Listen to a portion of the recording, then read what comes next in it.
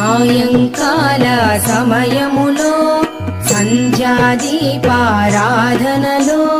వచ్చును తల్లి మహాలక్ష్మి, వచ్చును తల్లి వరలక్ష్మి.